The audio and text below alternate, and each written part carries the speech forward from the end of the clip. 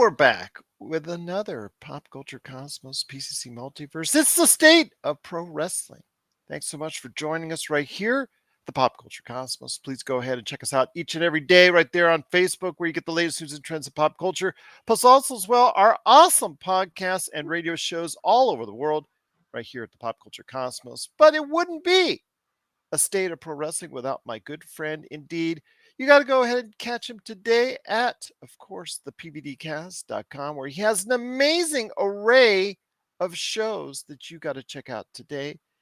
It is John Orlando with the clean look there. I can't believe it.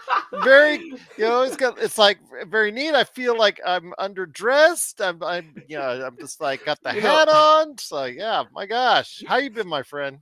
I'm doing well, and I know the viewers and listeners will probably be shocked to know that I am not wearing a hat because I actually combed my hair today. So, Okay.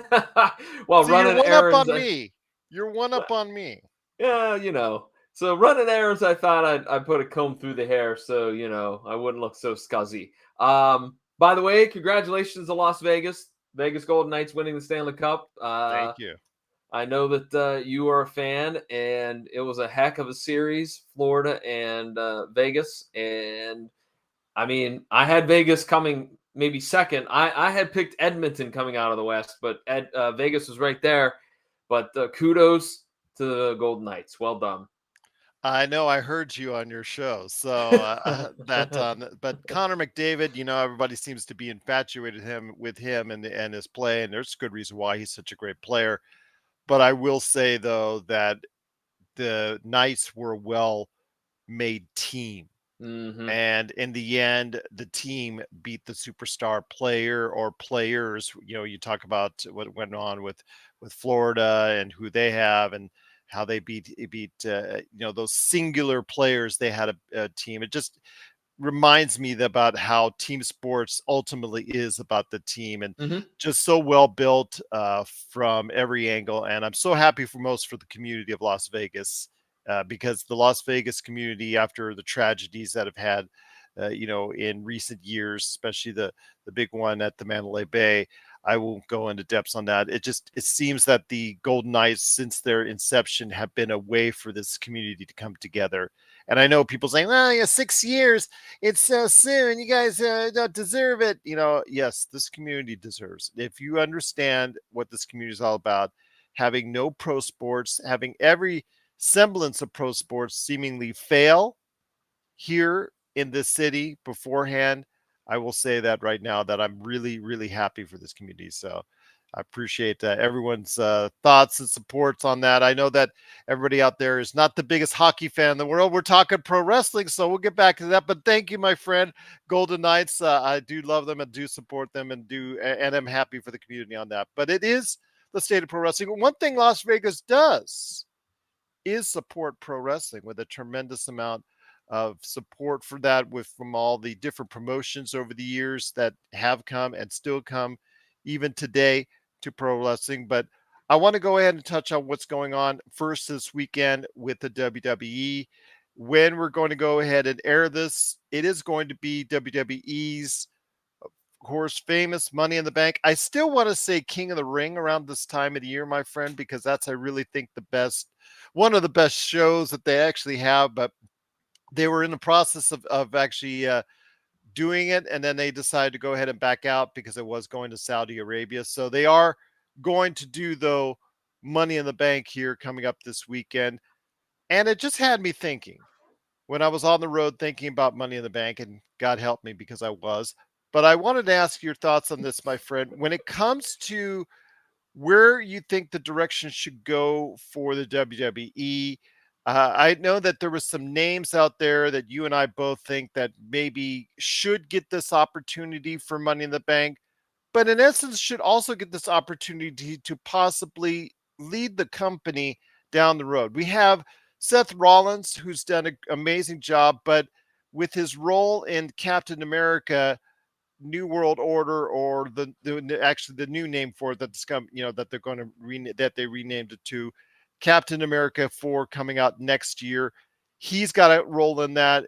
His eyes are starting to wander towards other opportunities. You saw him on Good Morning America earlier this week with his wife Becky Lynch.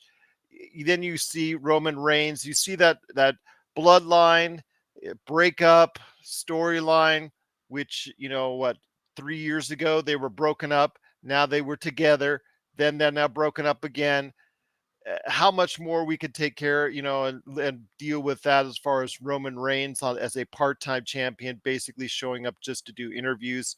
Your thoughts, my friend, where this company stands heading into Money in the Bank, and did you have any ideas on who might lead the company if you don't like where they're going already? Well, I do have a few folks. In fact, I think we picked the number five folks that we think should probably be at this point getting a push, getting some momentum behind them. I And I'll agree with ask you. you though, how far do you think that push should go? Okay, Go ahead. Yeah. absolutely. I agree with you. I think Seth Rollins has his antenna up, so to speak, about what other possibilities are out there. I mean, he was in one of those Sharknado movies too. We forgot to mention. He had a bit part in one of those, and now he's with Captain America franchise. So I'm not saying that he's probably going to be the next John It's Cena or The Brave New Rock. World. I just want to make sure it's Oh, Captain okay. America, Brave New World. It was New World Order, but they didn't like I don't think they minded the connotations to the NWO of the 1990s. I think it just because it has a larger connotations to World War II and other things. I think that's why they changed the name to it. So it is Brave New World on that form. But yes, he is, I think, one of the henchmen, part of a gang that's out to get Anthony Mackie's Captain America. So I think that the WWE, as we've said many times on this show, the Mhm, WWE has failed to plan for such a circumstance by mhm. building other people. So I think if you're going to start building people, now is the time to start doing that. Start building and pushing people. They have showcased quite a few new faces on Raw and on Mhm. SmackDown. They've done a great job bringing them up, but they all just kind of seem to be stuck in this weird, with the exception of maybe Braun Breaker. The rest of them, they're all in this kind of weird, I don't know, I want to say And I purgatory. disagree with you on Breaker because the fact that Braun Breaker has not only lost his NXT title, lost the rematch, lost on a one of the most watched NXT shows to Seth Rollins. I think he's lost a little bit of that zip, and I think that was a mistake by the WWE. Okay. I disagree. I think he still has some momentum yet. If they give him another loss, then yes, then all that I'm going to agree with you. If there's another loss, if there's another stumble with him, even if it's a bad promo, Is it time I for him to go to the main roster full time? I don't know. I don't know. I can't say. I can't say. I mean, there's been worse call ups, so I mean, I know Well, that's what does not. he have left to do in NXT? He has nothing else to do. He has nothing left. Absolutely none. And the only thing that he could do is find a tag partner and compete for the tag titles. But at this point, who would fit that bill is my question, and I don't think there's anybody that could right at this moment. I just So I think he's stuck in purgatory, so to speak. and that's why I think a great call up for him, but you have to give him a major push and you have to do it right away to kind of like gloss over his recent losses to go ahead and make sure that he position him as I think a powerful force. Even if you don't want to push him right away, 2-3 years down the road, I do think he's going to be a top level star if you play it smart. And I think maybe too the losses, and now they're turning him heel, and he's more aggressive. I think that is another reason why I don't think that those losses were so traumatic to his career. Mhm. Um, but I agree with you. He's got in 2 or 3 years, he should be a top tier main event guy. All right, maybe not gunning for the world title all the time, but he's in that talk, in that consideration. Absolutely intercontinental or US champion for numerous times, if not for a long run. I can see with Braun Breaker. But at this point, I think they have to start really focusing on how they're going to push him. I've got a suggestion first off, and I'm going to go ahead and It's pretty obvious where my head is at right now, and it concerns someone who has the momentum you and I have seen in the recent past with Cody Rhodes and Sami Zayn, someone having a huge amount of momentum, getting the cheers, getting the reactions, which is supposed to be what this business is all about. The business that you're very familiar with working behind the scenes, get the reactions, get the reactions. We've seen Sami Zayn and we've seen also as well Cody Rhodes get those kind of reactions within the last calendar year, but not given the, I guess, the final push, the final impetus to give them the title belt, to give them the chance to go ahead and try to lead this company. We both, I think, in one of our, or two or three of our state of pro wrestlings, have bemoaned the fact that they have not been given the chance or opportunity to do so. Well, lo and behold, this weekend at Money in the Bank, L.A. Knight is going to have a chance and opportunity with others to go ahead and capture the Money in the Bank, which could lead to an extended storyline on where he goes and who he challenges with. Your thoughts on LA Knight's rise, which after 20 years in the business has finally happened. And I'm happy for him because after 20 Yeah. years, he's finally Yes. getting his opportunity. In recent interviews, the WWE, certain members of WWE, when they brought him up from NXT, thought he was too old to Hmm. give him a push and gave him that Max Dupree character with the maximum male models that he absolutely, you could tell in interviews, he could not stand. Decided that it wasn't going to work out. Vince McMahon left Power for a time. Triple H decided to bring and revert him back to LA Knight, which is more of himself, has now basically since then clicked with the audience, given some tremendous interviews, reminding people in his style with the catchphrases. Alan's right there. Yeah. But I will say, with the catchphrases, has really hearkened memories of The Rock. So I want to hear your thoughts on if LA Knight is on the verge of getting a huge push and how far should you take it?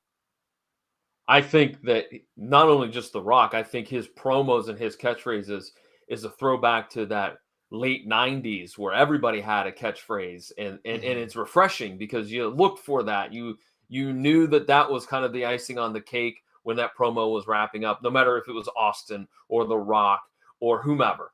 I Mhm. think LA Knight is somebody that has managed to get himself over with the crowd by doing incredible work. I mean, he worked his tail off to get himself and the LA Knight character over. Mhm. Uh, I love his interview earlier this week with Logan, where he went off on Logan Paul. I yes, thought that was absolutely brilliant. yes, and see, I here's the problem. Much like Sami Zayn, much like Cody Rhodes, you and I see the potential that LA Knight has, or any of these other individuals have. But for some reason, just for some reason, they fail to kind of pull the trigger, to use an expression, on some of these individuals. And I think LA Knight might fall into that. For some reason, they're going to find a reason why not to push him. And that's a sad, sad thing because the guy's incredibly talented. Yeah. He's got personality.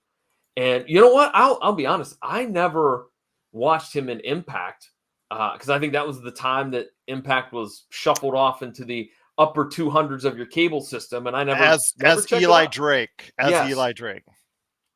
correct. And never saw him there. So I really wish I could have, because I'm curious to see how the evolution of this character came to be. But nonetheless, talented guy. He needs a push. You got to do it right now. Do I think he wins Money in the Bank? No, I don't, because I am 100% in agreement as to what many people are saying when it comes to who wins the men's Money in the Bank ladder match. And right or wrong, I still am sticking with my decision. And I think, real quickly, just throw it out there, I think they put the briefcase in the hands of Logan Paul. Which I think would be a mistake I do because, too. Logan Paul can draw just by himself. He doesn't need it. And plus, as a part timer, as a true part timer, I don't, who's not a wrestler full time or has not ever been a wrestler full time. I'm not sure I feel comfortable leading my company with someone who can have mistakes at any point in time. He's been doing great so far. Give him all the credit in the world. He's actually treated this very seriously, and he's done a great job in the matches that he's been in. But it's so hard to go ahead and say, is he going to be the face of your company? Is he going to commit to it because he's got so many things going on outside of what is going on with his YouTube channel and all the other stuff that he's doing. LA Knight has got the crowd reactions and has got the chance and opportunity to go ahead and do this. And I really think that LA Knight is someone that, he's a good worker. I like you. I didn't see a whole lot of his years in Impact, so I went back with the Oh, rise of LA Knight. I've gone okay. back and watched hours and hours of his work. Obviously, the evolution of Dummy, and obviously the evolution of I watched his stuff from Pro Wrestling from Hollywood. I've watched NWA from Hollywood. I watched all a lot of his stuff from Impact. A lot of his stuff is Global Force Champion. I've watched a lot of stuff to see how much he's changed. And actually, this is not too far off from the character that he's had over the past decade. It's just finally clicking with a large audience. And I'm so happy for him because, again, he was thought to be too old in some circles. I'm glad of the fact that he is finding his niche finally after so many years. And I think that, the thing is, it's just a shame to see that if it does happen, he's given a push that, again, like Cody Rhodes and Sami Zayn, I would just be so sad for him if it falls just short again. I really think that he has got what that je ne sais quoi. He's got that crowd reaction. You bottle that up and you make him a superstar, or excuse me, I'm sorry, the megastar. Yeah, and if you asked about where I would see, LA Knight maybe if he was on my list of top 5, sadly, I don't see him. I see him in the lower mid card. I have a sad feeling about that. I don't want to see that. Wow. I don't. I will say this again. I don't want to see that. I want to see him as a top tier guy. I just got this feeling that from you look at history repeats itself, and you look at the history of what the WWE's done with these very talented individuals that come in and they don't do anything with them, and the track record is not good. Um, I agree. and I agree with you. I think it's a mistake to put the briefcase with Logan Paul, but I think that they look at it as all the exposure he can give them And I with get his that. YouTube channel. And I understand that, but I don't think it's the right call either. I agree with you. That was the exact same sentiment I had. Was the guy is way too busy. He's way too busy to be a Money in the Bank winner, because he'll cash it in and we'll go, oh yeah, he had that briefcase that he won a year ago. We totally forgot about it because he's been in and out, in and out, in and out. Yeah, and the thing is, though, what are your plans with Roman Reigns? Is he going to face The Rock? Is he going to face Logan Paul? You don't need a title for both Mm-mm, those guys at this point mm-mm. to go ahead and do so. I really think that at some time you need someone who's going to be at the house shows to try and draw those house shows. And I think with the kind of push that he's getting and the kind of crowd reactions, you should cash in on LA Knight and get him the title and give him the forefront, because you already blown it with Cody Rhodes, in my opinion. You've already blown it with Sami Zayn. You already have them doing, in Sami Zayn's case, you have doing jobs. Cody Rhodes, you're still trying to survive and have him still battle it out with Brock Lesnar. So you're trying to draw that out because there's another match, I'm sure, down the road between those two. So okay, you might still have a chance with him. But yeah, it just seems to me that LA Knight to me is the option you need to run with in order to bring in more audiences and more eyes right now on a regular basis, as opposed to Logan Paul, who just does it on a once in a while basis. Agreed, 100%. So did you have another name in mind? Let's say LA Knight's not the answer, Cody Rhodes is not the answer, Sami Zayn is not the answer. We talked about your choice as well, Logan Paul and all that. Do you have another name in mind that you might think, or Braun Breaker? Do you have another name in mind that you might see getting a large push here very soon? I'm going to go on the lady side of things. I think Zoe Stark is going to get a major push coming out of Money in the Bank. I think that they did a very smart thing in bringing her up, pairing her with Trish, so Trish Mhm. could, interact with her and make those promos more watchable. I think Zoe Stark is pretty solid in the ring. I like heel Zoe Stark much better than babyface Zoe And Stark. So you saw how that worked out as far as the last time she had an understudy. yes, absolutely. That Um, led to a nice long year plus angle between those two. yeah, yeah. So I think that Mickey Zoe James is Stark. who I'm referring to, everyone out there. Yes, yes, Mickey James and Trish Stratus. Mhm. Um, I think that Zoe Stark's got all the tools to be successful in the women's division. I think she has the size, she has the power, she has the look. She needs to fine tune the character a little bit. All right, there are sometimes I get a little I wince a little bit at some of her promos. Mhm. Especially like I know there was one a couple weeks ago where she started by herself and then Trish joined her. Uh, so I think she's got it. I think she will be one that you could certainly. I mean, you already have a stacked women's roster with Charlotte Flair now kind of returning, even though, but which I failed to mention, I hated how they just gave Charlotte Flair and Logan Paul a shot in the Money in the Bank. I'm like, I agree. what's the point of these matches then that I have wasted my life watching if they Especially if don't mean anything? especially if Bianca Belair, and I'm a big fan of Asuka, and I do like how the fact that she's had the title, but she's not been able to do pretty much any interviews, which I'm really kind of sad because she used to do them, with Japanese, and you really still the charisma when she speaks. It doesn't matter what language comes out, and then the fact that Bianca Belair lost the title and has not gotten a rematch, that doesn't make logistical sense. You give it away to someone else. That and the fact that someone else actually in Charlotte Flair actually lost to Rhea Ripley. Why don't you send her over to Raw, which actually needs more ladies on the roster that can go ahead and compete at a top level in order to do that, just that.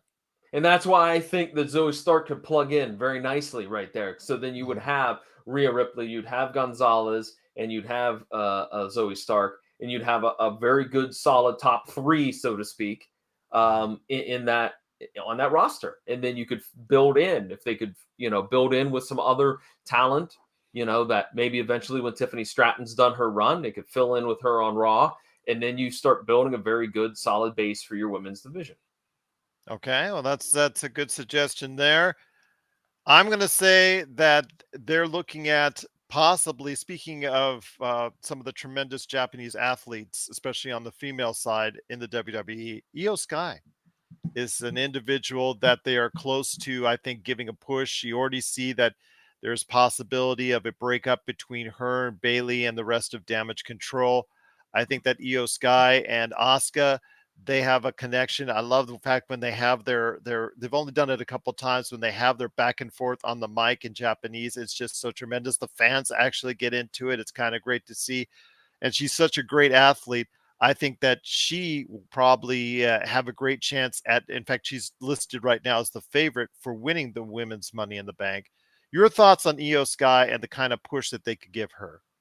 Oh, I'm gonna be honest. You kind of caught me with this one off guard. I know I've She's seen what they've been sh- doing, but I she's right now a little bit ahead on the odds right now as far as the okay. favorite to win. I just I'm gonna be honest with you, 100%. I've seen the interviews, I've seen the backstage segments with Bailey. I kind of just didn't really put much thought to them, to be honest, Gerald. I mean, yes, she's incredibly talented in the ring. Um, her stuff with Asuka, when they argue in Japanese, I agree with you on that as well. I just wonder though, with Io Sky, does she have the ability to adjust and work with just about anybody? Or is she just got that one high flying Japanese style that may not mix well with some opponents? Oh, we'll see. I mean, Asuka does not have that high flying style. She mainly keeps it on the ground. She's submission based, and she's able to, as you've seen over the course of many years, she's been able to have tremendous matches with many wrestlers and many backgrounds. With Io Sky, we'll see because it's leading to a breakup of Damage Control. You Hmm. can obviously see it Yes. coming. I mean, and we've seen this like a gazillion times in pro wrestling with the slow turn and the slow breakup coming that you can see a mile away. So we get that Io Sky is going to be turning on Bailey, and that's going to lead to a feud between those two. So I think that'll probably be a determination, because Bailey would be the stepping stone to see if Io Sky can go forward. Good point. And I would love to see Asuka versus Io Sky. I think that would be an amazing match. Like, make Yeah. no bones about it.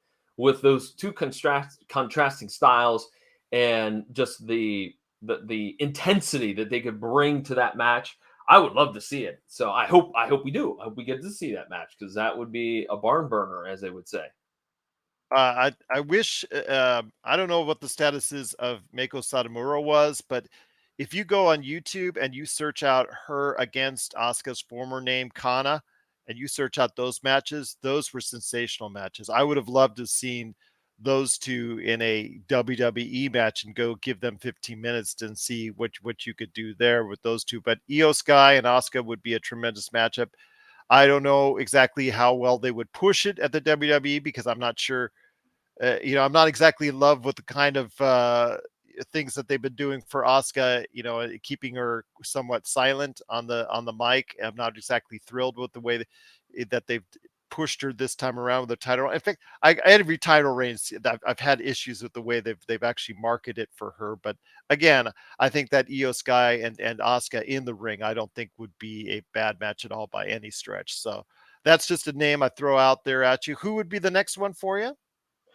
I think the next individual that is also in the men's Money in the Bank ladder match, Damian Knight. I think the time has come that Damian we're Priest, you seeing. mean? What did I say? Damian Knight. Nah, well, you got LA Knight in the Yeah. background, yeah. Damian Priest, that's right. I think that we're seeing the breakup of the new, not the New Day, of Judgment Day, and with the way that he has been interacting with Finn Balor, I think they're starting to push him a little bit more. I also think he's got all of the tools. Promos have gotten better. Still think they could be still next level. I think he has another level to get to with those promos. But overall, I mean, I'll be honest. Whatever, 6-7 years ago, Punishment Martini, or whatever, Punishment Martinez, when he came on Ring of Honor, turned the channel. Didn't care about that guy. It didn't care about him. But I do care about Damian Priest. That guy's worked really hard to get a character and to get a personage, to just get the gimmick over, whatever phrase you want to use. And he's excelled. And I think that, he did the match with Bad Bunny, and that showed the folks in the front office that he's a team player. And I think that we're going to see a little more of a push with Damian Priest going forward. I've got two more, my friend, that I'm going to go ahead and give a shout out on here. And the first one, I'm going to tell you, I'll leave the last one. That's going to be a big surprise for you. And that Gunther. Gunther, I don't think it's a big surprise at all, because he's had the Intercontinental Championship almost a record amount. And it probably will pass the Honky Tonk Man, I think, is who's the longest, if I'm not mistaken. But yeah, he's, I think that's inevitable at this point. I just think that he's had some great matches, and I love the Imperium heel outfit that he has with his henchmen, slash tag team that's behind him and all that. I really think it's worked out for him. If you could give him the next step, will this company give him the next step as a heel champion, as a healed world champion, defeating Seth Rollins? Or I don't think he would. I would like to see a matchup between him and Roman Reigns. I think that would be interesting as far as a hard hitting matchup, because Gunther is such a physical presence inside the ring. But I wouldn't mind seeing him with a heel run as a champion. I would love to see him with a heel run as the champion. Or the I top don't. champion, I should say. Yes, the world champion or a universal champion or Or whatever they're whatever. calling the Yeah. best belt. I don't know. Yeah. It changes. The weekly belt, the one that's displayed every week, or the one that's displayed on a monthly basis over Paul Heyman's shoulder. I don't Yeah. know. Yeah. I would love to see Gunther get that. I don't see them pulling the trigger on that. I don't see that Gunther's Probably even not. going. No, I don't even see him getting to use another old timey phrase. He doesn't even get a sniff of that title. I don't think. I think for whatever reason, they being the front office of WWE, they're a little bit hesitant. I don't know why. Hmm. It's a great character. I know that the one guy Vinci is injured, so that does Hmm. kind of take away from the group. But I think Kaiser's done a fantastic job in his role as well as being the lackey. Well, I think that's again some good thoughts there. Once again, it is John Orlando from the PVD Cast. It is our state of pro wrestling for June, July here in 2023. Alan's asking about Pretty Deadly. He says they're entertaining. They've come up recently to the main roster after having quite a bit of success at NXT. I see good things from both of them. They're very annoying. They're very, I guess, along with Austin Theory, they make a good triumvirate together as far as young wrestlers up and coming, as far as with that annoying heel gimmick that they have. I see them getting a title run. I don't know if you could actually put them in a spot where they're leading the company and drawing in that kind of crowd or audience, but I do see them with a title run, possibly even beating Sami Zayn and Kevin Owens. I'm going to be honest. This is another tag team that I haven't seen a ton of their work. But from what I've seen, yes, that annoying, just mouthy, slimy type of heel character works. I agree with you. I don't see them. They're like a current Bushwhackers team.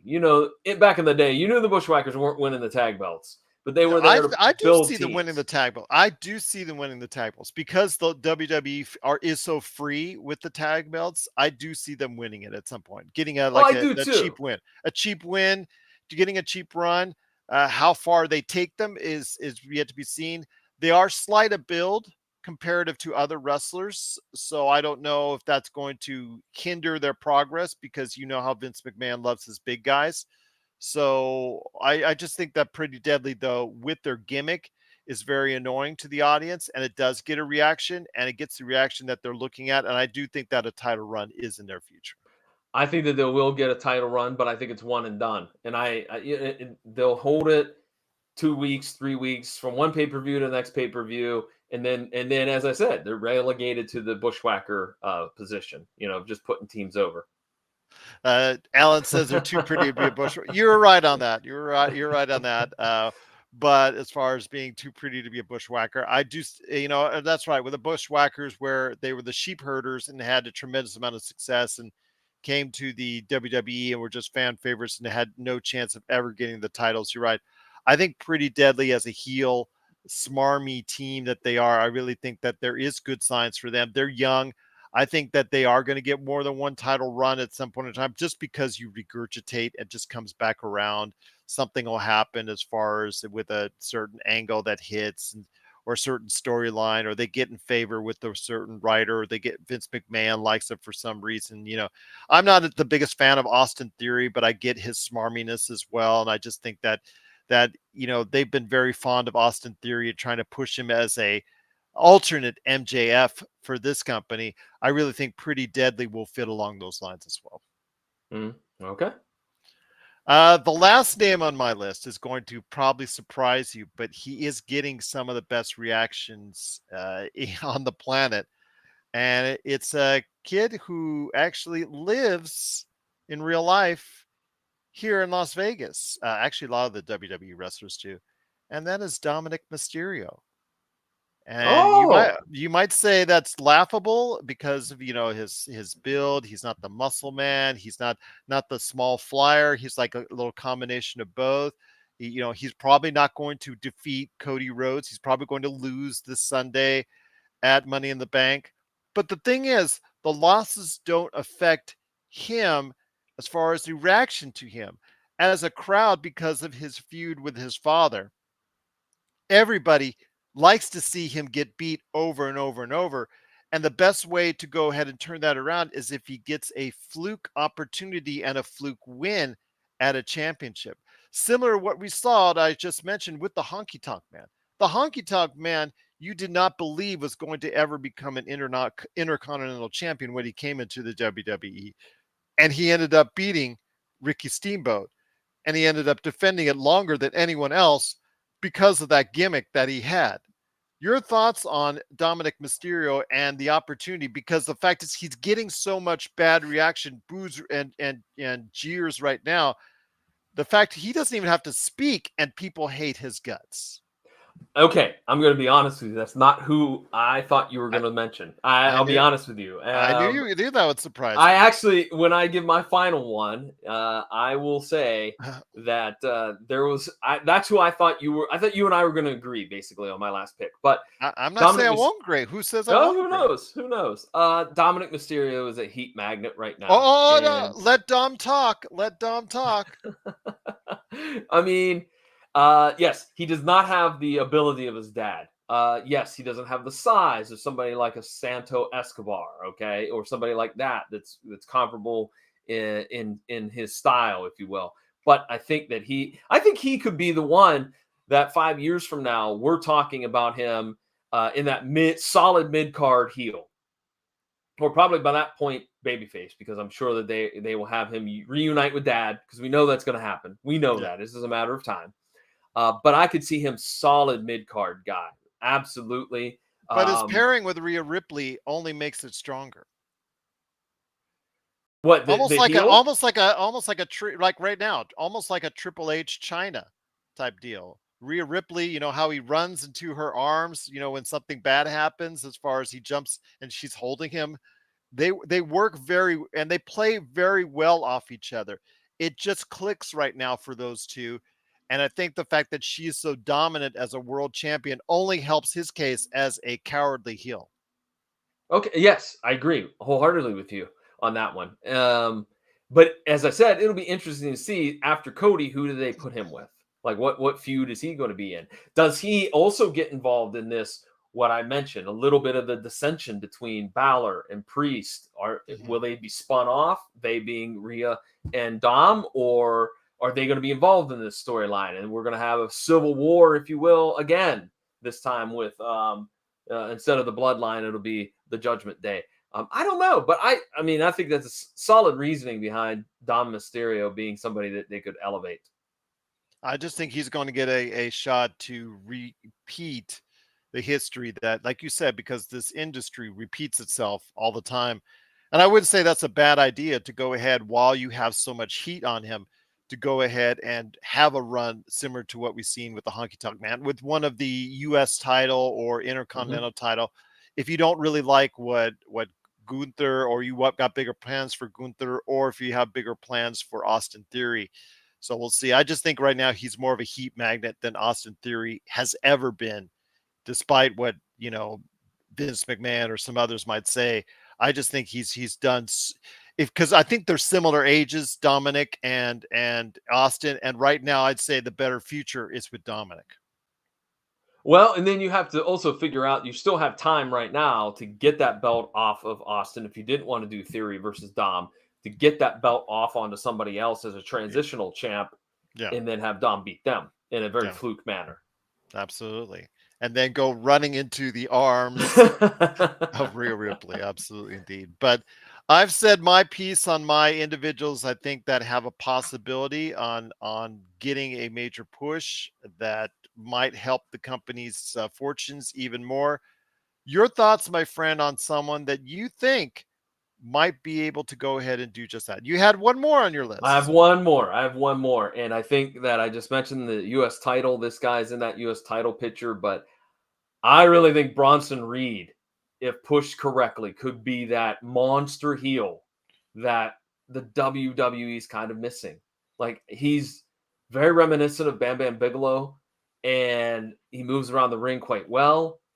He's got the size. He's got the devastating finisher.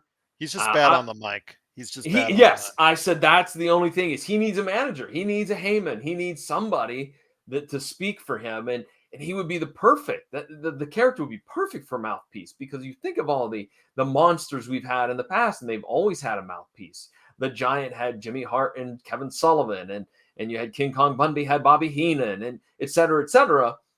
If you could find somebody to do that, I mean, I don't know who that would be. If somebody was going to be asking me who that would be, I don't know. Um, maybe an MVP, because we haven't seen him in forever. I don't know. But nonetheless, I think he could be a huge heel if pushed correctly. And again, push him to the mid level. A world champion. No, I think he could compete at the world championship level, just never win the title, but be a very strong mid card heel. I have a feeling. Well, if I was, I would actually repackage him and Rick Boogs, who absolutely has one of the worst gimmicks with the tassels on his shoes. What is up with that? I mean, that's so Ultimate Warriors 1990s. I mean, you lassoed him with that, and he loses every week, even though the guy is probably stronger than anyone else in the company. I would repackage those two together as a tag team. They would Oh, actually be monsters as a tag team. I really think that the WWE has missed its mark because you have Bronson Reed winning and losing, and then you have always Rick Boogs because he has the last name Boogs. I mean, my gosh, that in its of itself is just just kind of bad right there when you slap that whole gimmick on him and the look and all that. I would repackage them both as a tag team because I think they would be monsters. you know what? How about Braun Breaker and Rick Boogs? Absolutely, either That would one be of a those. phenomenal tag team. That would Yeah. be great. I would agree. I mean, the thing is, they are so strong, those three. Any one of those three, I think would be, you put them together in a tag team. I really think that you're going to have to, and plus whatever flaws that you have about them all on the mic, because they are all a little bit, even Braun Breaker to an extent. Braun Breaker's not the greatest. He's better than his father on the mic, but he's not as good as his uncle. And his uncle at for wherever you want to say bad or worse, it could be an epic fail. He was comfortable on the mic. I'll give you that. He might not have actually always said the best of things, but he got reactions off the mic, and Braun is not there yet. So I think that any one of those three, if you package them together, I think you're right. That would be a good choice. So. Mm-hmm. Cool. All right, my friend. Well, I'll tell you what, it is once again the state of pro wrestling. It is Gerald Glassford along with John Orlando for the PVD Cast. Thanks so much for watching, listening. Before we head out, my friend, I wanted to go ahead and mention AEW's Forbidden Door. And Forbidden Door just happened this past week. One of the big successes for the company. It was one of the largest gates in all of Canada for quite some time. They really had a successful showing and some great matches there. I know you got a little chance to go ahead and see and understand what went on with that. Truly outstanding matches with Will Ospreay and Kenny Omega, with Will Ospreay winning that one and winning the IWGP United States Heavyweight Championship, and Bryan Danielson defeating Kazuchika Okada by submission in a tremendous match. Both those matches well over 20 minutes. Truly tremendous, almost 5-star matches if you want to say.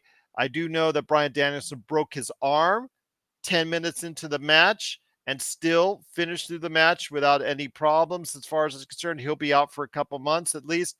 But your thoughts?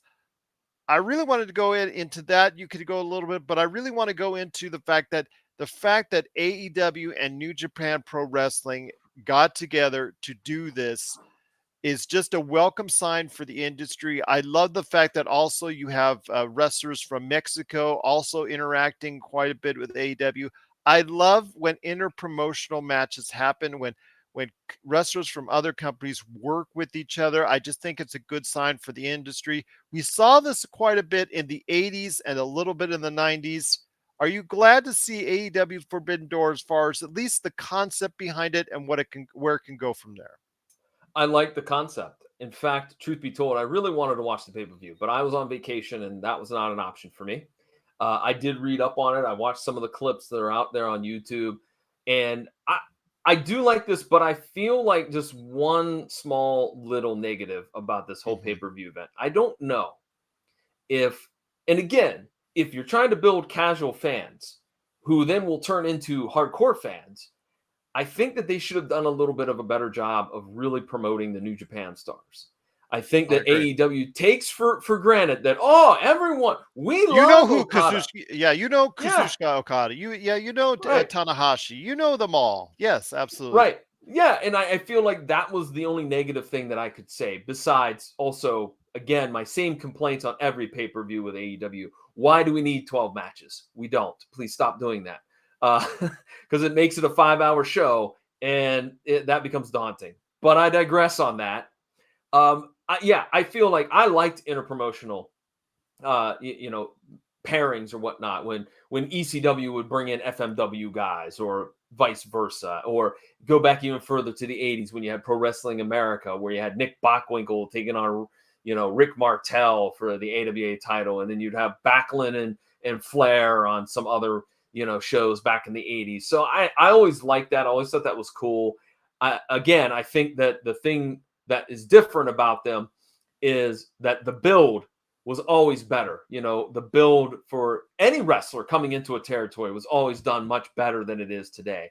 But bottom line, it looked like it was fantastic. All of my friends that watched it agree that Will Ospreay, Kenny Omega was a fantastic match. Although, man, oh man, did that Tiger Driver 93 look like that was not fun to take. Yes, And they say and he is okay. They say he is okay. Yeah, but man, that was a scary move. Yes. And then you follow that up with Brian Danielson breaking his arm. As you said, 10 minutes into the match. I think that again, maybe safety should be. I know the broken arm can happen to anybody. I understand that, but that Tiger Driver, man, maybe Tony says, "Hey guys, let's try not to hurt each other out there with these fantastical moves. Let's make sure we're being safe." But Well, we are going to be seeing a little bit more of that when they have the big event in London. I'm so happy for the company because they've gotten over 66,000 people to buy into it already. I believe it's All In, that show coming up in London later this year at Wembley Stadium. So they do have 66,000. They're already guaranteed the largest gate ever for AEW on that. So they will have a third match between Will Ospreay and Kenny Omega, so that I'm glad to see that will take place. It's so funny though that he won the IWGP US Championship in Canada, so that's a great place to go ahead and defend the. I just always cracks me up when these the North American title is defended in Europe. I always love that, when those things like that happen. It's just like, okay, does somebody realize that you're not in the same country that the title is originating from? But okay, be that as it may, I do think that there will be a rubber match between those two in London, and I'm looking forward to that. And of course, that's going to be a great event. Happy for the company there. Again, 66,000 have already paid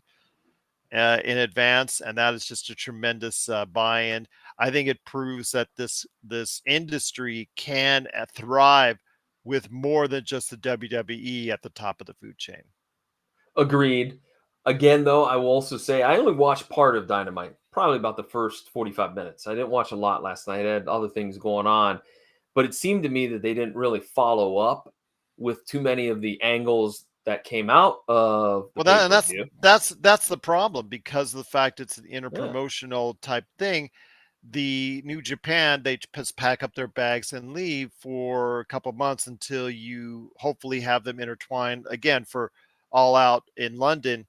You have, or All In, I forget which one it is. I'll check on that here in a sec. But it's just the fact that okay, they had their interpromotional matches. They're no longer in a promotion matches dealing with it, so they pack up and leave and go back to wherever there's whether it's Japan or California or wherever they're having their next series of matches. That's the problem. That's the disconnectivity that you have with these interpromotional things. It's just that once that big card is done, they seem like they're done for a little while.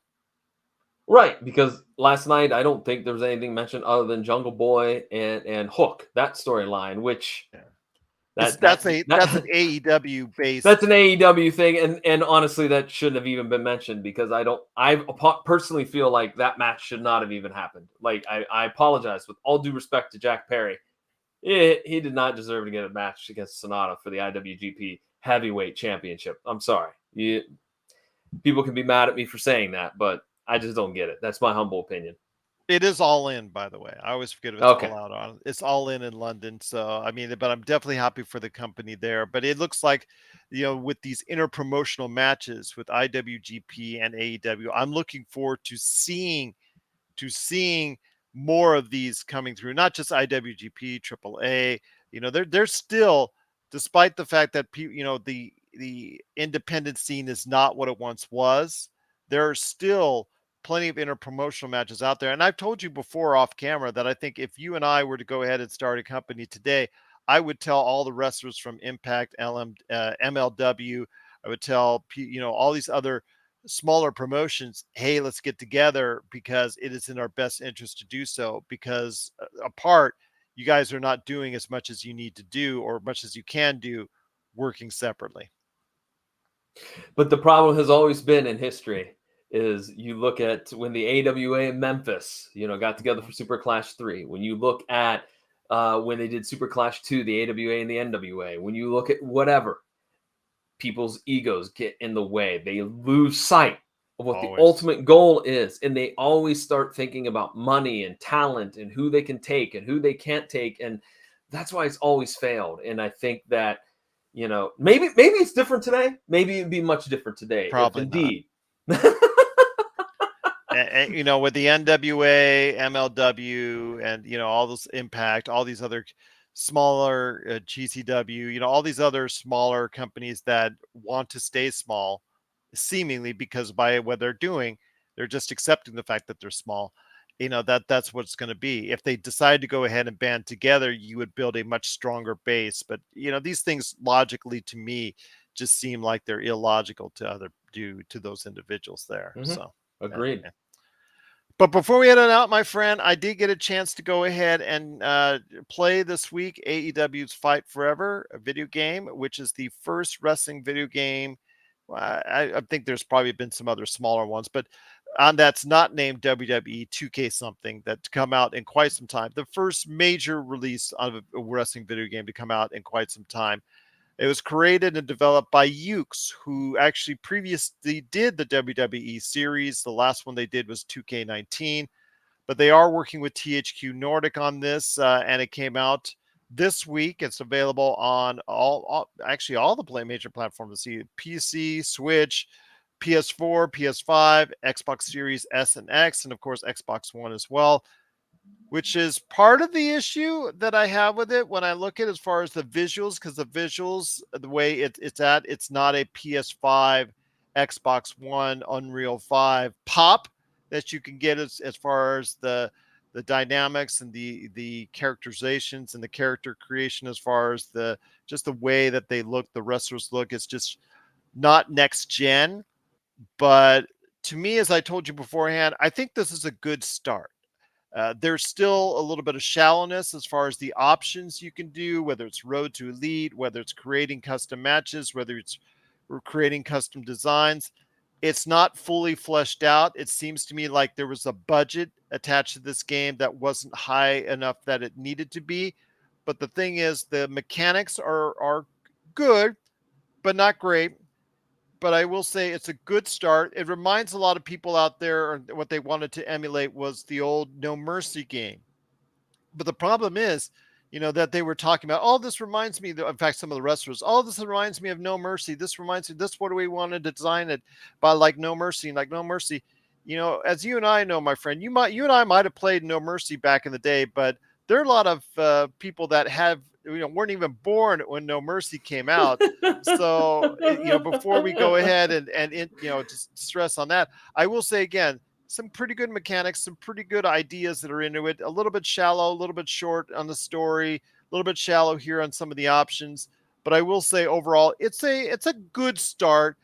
I will say though that Double or Nothing, which I'm assuming would be the title of their AEW's Fight Forever, I would definitely call it Double or Nothing in the second iteration of this. If they do get to it, would probably be much better, because they will learn what happens when with what they did now. It's a good start for Ukes and AEW. Can I ask, since you are the expert when it comes to video games, I am not, what could you estimate the budget to be to produce a game like that? What do you think it was? Well, during the FTC lawsuit with Sony and Xbox, they're fighting for control of Xbox acquisition of Activision Blizzard. it did get out that let's give you an example of a AAA game. The Last of Us 2 was it was revealed not accidentally, but it was revealed in court that it cost about $220 million to make. I mean, these Oh, okay. are think of them like blockbuster movies, Okay. and that's the case. But I would say for a game like that, still getting that halfway there, $100 million putting into that, it would probably be make it to a top shelf. It would get a lot of the things. It would check a lot of the boxes Okay. for that Okay. type of game.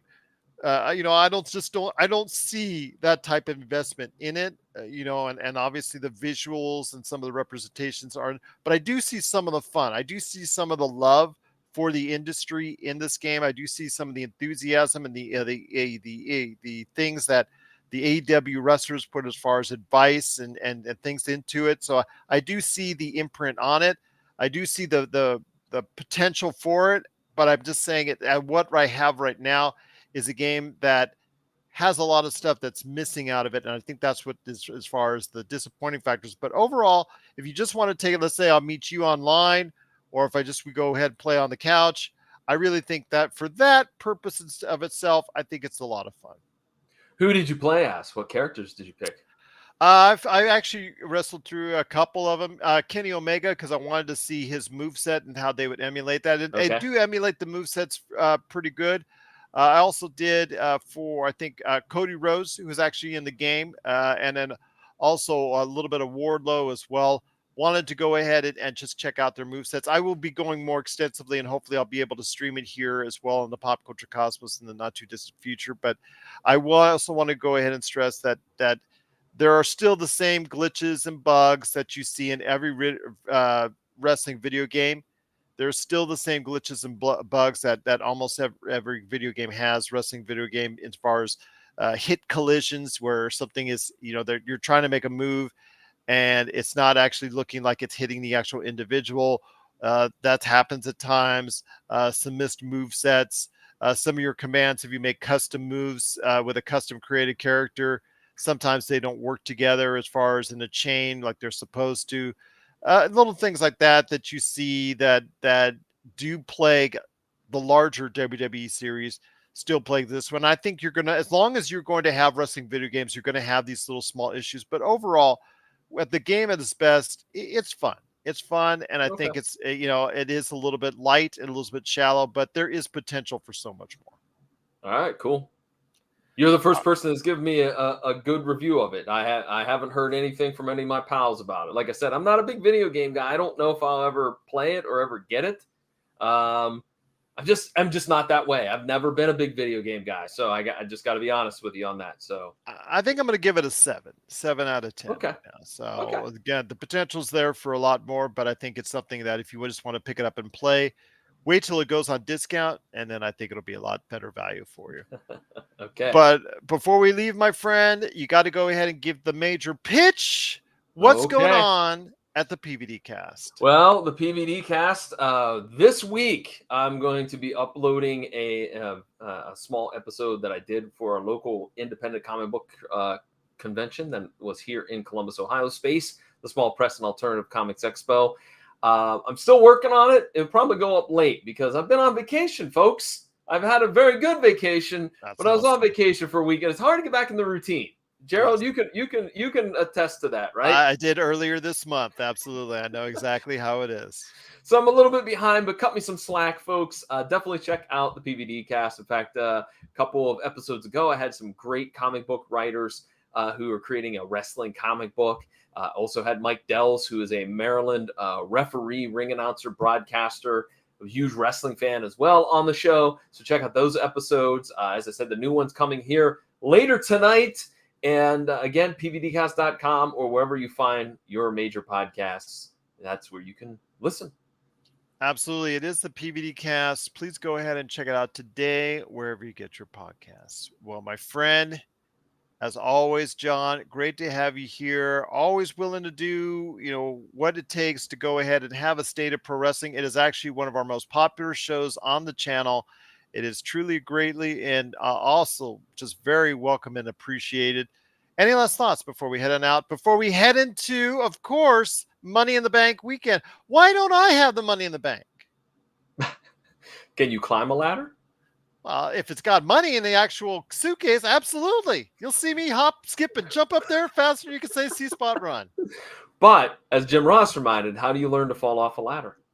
That's true. That's true. But here's hoping.